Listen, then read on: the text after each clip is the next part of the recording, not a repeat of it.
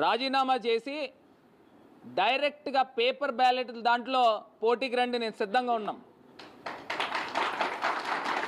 Paper బ్యాలెట్లలో పోటీకి రండి.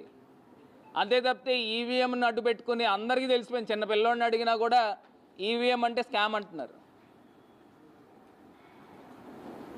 మళ్ళీ ఏదో చోటా మోటా నాయకులతో మళ్ళీ ప్రెస్ మీట్లు పెట్టించి వాళ్ళు చెప్తున్నారు నేను తీసుకొచ్చి ఒక్కొక్కరిని చైర్మన్లు చేశాను. వాళ్ళు నన్ను అడుగుతున్నారు కార్పొరేటర్. నేను చైర్మన్లు చేశాను, బోల్డ్ మంది స్టేట్ డైరెక్టర్లు వేసాము. అసలు అవినీతి అనేది ఆ మరక అనేదే లేదు. ఈ రకంగా కార్యక్రమాలు చేస్తూ ఉన్నాం. పొద్దున్న లెగిస్తే డెవలప్మెంట్ డెవలప్మెంట్ డెవలప్మెంట్ అనే ఒక ఎజెండాతో ముందుకు వెళ్తున్నాం.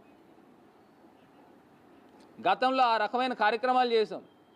ఇప్పుడు అవన్నీ పక్కన పెట్టి